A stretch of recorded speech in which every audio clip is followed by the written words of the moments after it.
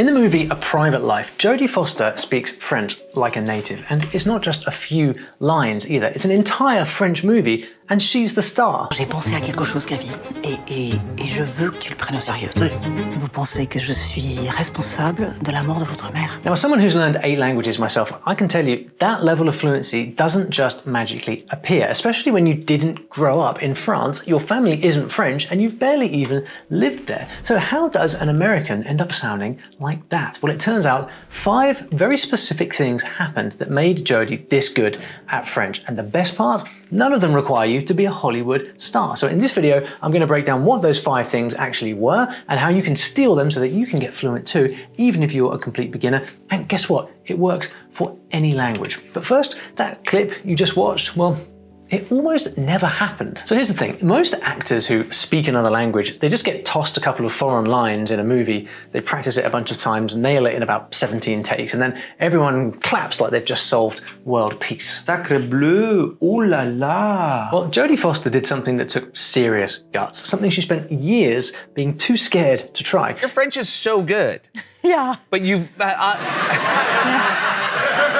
She starred in a French movie called Vie Privée, A Private Life in English. One of those black comedies, a bit of murder, a bit of mystery. Sounds fun, right? Except here's the thing, this was not a Hollywood movie and it wasn't a cameo with a couple of sexy French lines.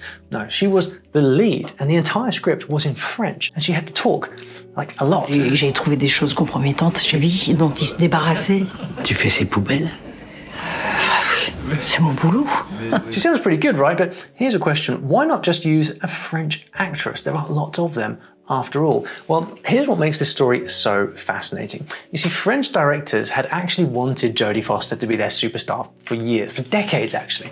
And every single time she turned them down. In fact, she nearly said no to this movie too. So this was not some random American star parachuting in. They had wanted her. She was just too nervous to do it. She said, I was afraid. I was too scared to act in French. I thought someone who is familiar with French should do so. Now, this is a 2-time Oscar winner. You just heard how good she is in French, and yet she was still too scared to do a movie in French. How does someone this good still not feel good enough? Well, it all starts when she was 9. And this is the thing that most people get wrong about learning a language. They study for an hour, go back to their English-speaking life, and then wonder why nothing sticks. But Jodie Foster's mum, well, she made that completely impossible. She was obsessed with Paris, got really into something called the French New Wave, all those artsy 1960s movies. At the time, it was the 70s, and she had never traveled anywhere, and she took one trip to France, like a bus tour, a touristy bus tour. She went there, and she came back and said, okay, that's it. We're leaving this country, you're gonna be a French actor, I'm gonna put you in this school, and then, you know, if we have to split, that's what's gonna happen. But Jodie was only 9, so they couldn't exactly just pick up and go and live in France. So instead, her mum did the next best thing. My mom gave me these little tapes. They had these little cassette tapes.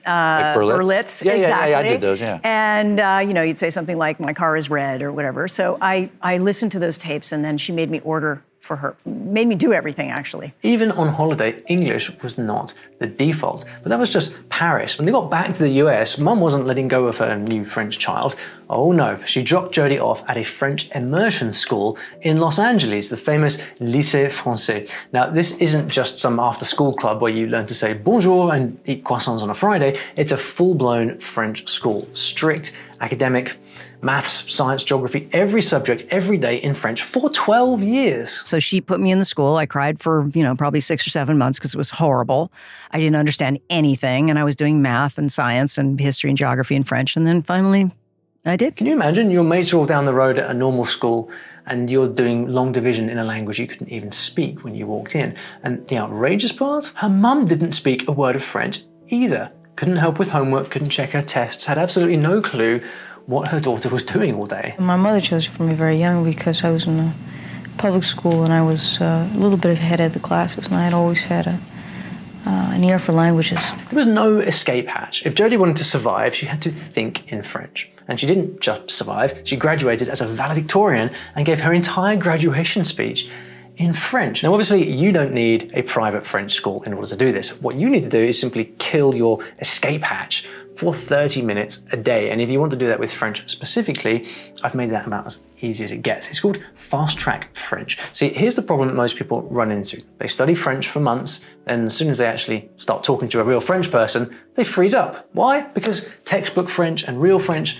well, they're basically two different languages. Fast track French fixes that. For 30 days, you will follow a story about a couple renovating a castle in French. It's very cool. And by the end, you'll know what to actually say when you are doing the things they had to do. Ordering bread, dealing with a plumber, surviving a get-together with neighbors. The kind of French that makes people think you've actually lived there, not French you learned from some random app. It's for early to intermediate learners who are tired of studying French that no one actually speaks. It's 1 month, real French. You can scan the QR code on the screen to find out more, or also grab the link in the description below. Now, what happened next to Jodie is really the last thing you would want to happen when you are still learning. See, the whole time that she was studying at the lycée in Los Angeles, Jodie wasn't just conjugating French verbs, she was becoming one of Hollywood's biggest child stars. She landed a role in Scorsese's Taxi Driver, and when the movie screened at the Cannes Festival, she got thrown to the wolves. The French press had questions, and lots of them in French. Guess who stepped up? Well, it wasn't De Niro, it wasn't Scorsese, it was a 13-year-old girl while the grown men hid in their hotel rooms. Les études, c'est terminé pour le cinéma, vous continuez? Non, je continue maintenant. Je retourne à l'école après cette film. Combien de temps encore? Je suis en seconde, alors ça fait 3 ans. 3 ans. Cameras rolling, native speakers firing questions. Most adults would have legged it, but she just went for it. I mean, I was 19 when I learned French, and I had this front desk job at a youth hostel, and I remember how terrifying it was when a bunch of French people walked in and started firing questions at me, or I got like phone calls from French people asking about the gas meter reading. It was really, really tough. And for Jodie, this was actually the first time she had to use her French in real life, all alone under pressure. It's not quite the same as ordering a croissant for mum. And you know what all that pressure did? Well, it just hardened her French, and by 14, she was fully fluent. Oh, j'ai fait du karaté, mais plus maintenant parce que ça m'a donné des muscles que je ne voulais pas ici. Et je pouvais pas mettre des bottes parce que j'avais des muscles comme ça. C'est ça. Alors je fais pas le karaté maintenant parce que je suis très paresseuse. That's the thing. Your brain cannot afford to forget the words when you actually need them. So putting yourself into real life situations where you're forced to speak the language and exercise that muscle is actually brilliant. There's no point waiting until you feel ready to speak. You've just got to get involved, mistakes and all. Okay, so school pushed her. The Cannes Festival pressured her. But what happened next is where Jodie actually took over. She stopped being just a student, and that changed everything. See, Jodie didn't just learn French at that school. She inhaled the culture, the mannerisms, the gestures. Je vous ai aperçu l'autre jour dans l'île Saint-Louis, vous étiez vraiment dans cette rue comme chez vous. Oh oui, bonjour aux passants, avec l'argot du métier. Dans le film, elle parle comme Zazie. La cuisine française va pas trop vous manquer? Oui, j'aimerais bien avoir un hamburger quelquefois, mais foie gras. Ah oui. Ah bon, très bien. Even her voice changed. First of all, I have a really high voice in French. I don't know why. Really? Can you give me an example? Well, a lot of the ladies that I learned French from, they all spoke a little bit like this. Yeah. And I guess I imitated them when I was a kid. When you really let a language get deep inside your bones like that, you do change because it becomes a part of you. And her mum must have loved this whole French transformation thing, because next thing you know, she moves the whole family to France for 9 months, so Jodie could be in a little French teen comedy that nobody had heard of. Even Jodie called it a movie that nobody had heard of. It's her words. So cute, but still quite low stakes acting in the grand scheme of things. But something way better came along with the movie: singing.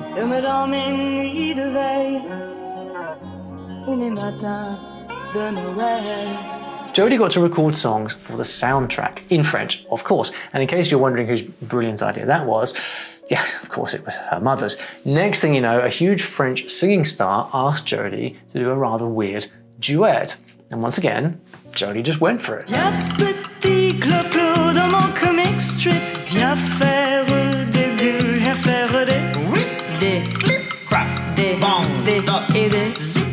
An American teenager recording French pop songs. This is very cool. I've actually done a lot of music and even singing myself when learning languages. Maybe we can put a few clips here on the screen.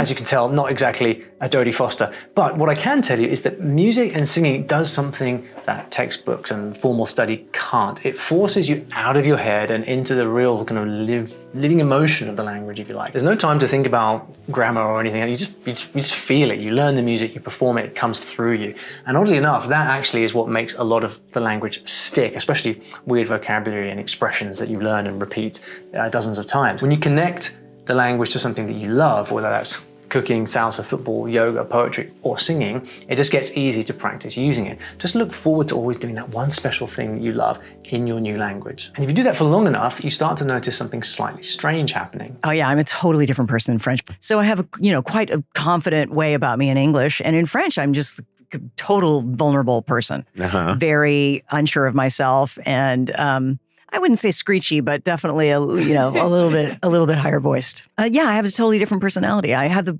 the personality of somebody who's eternally frustrated that they can't communicate themselves well enough. Well, there you go. Learn French, get a whole new personality, 2 for the price of 1. If you don't already speak another language, that might sound a bit crazy, but if you do, you know exactly what I mean, right? Because this is a real thing. I thought that was interesting, an interesting thing to explore. Like, who wants to erase their past and become this new fantasy?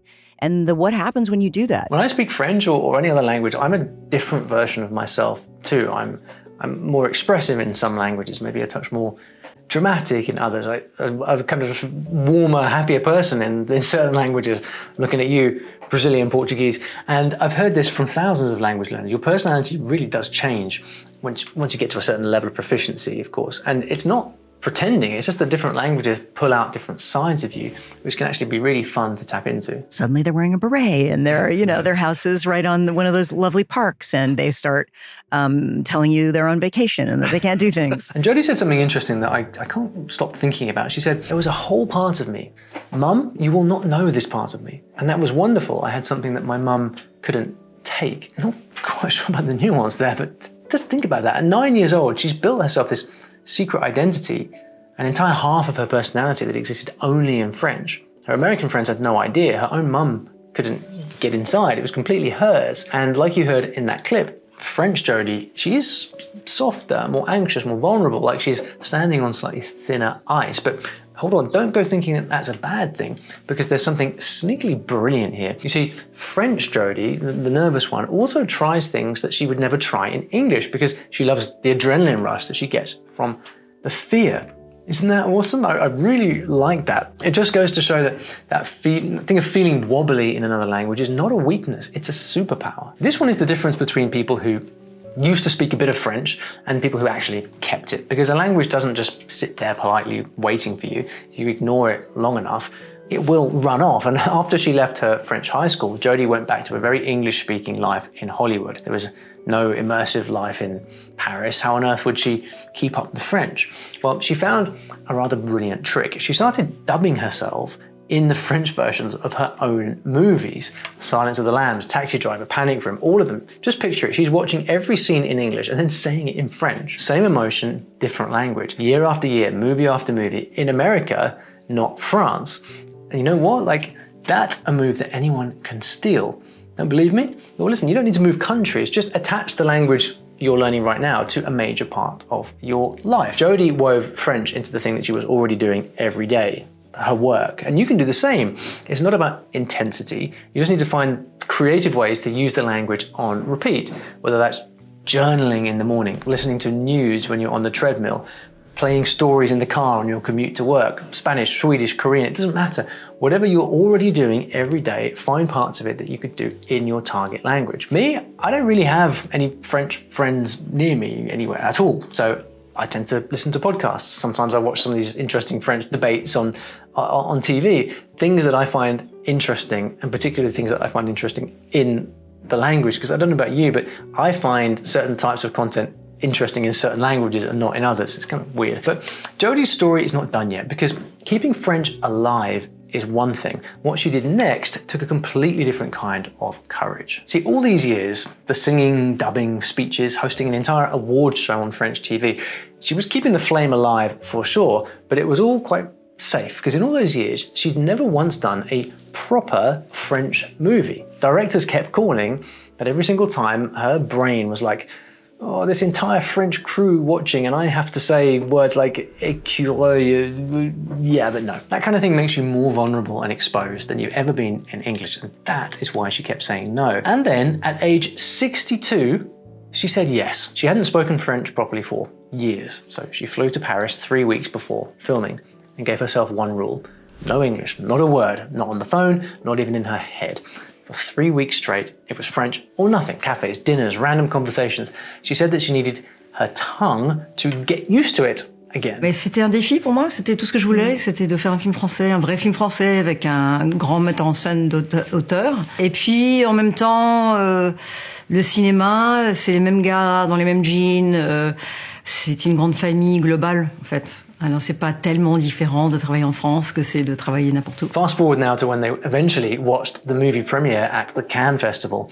It got a 10-minute standing ovation. People need to understand she's not only like speaking French, she's fluent in French. So I had like to add specific words like curses like in English so people would understand that she's an American person like based in Paris, because if not it would be like too perfect. Well, there you go. Even French people thought that she was French. Is she perfect?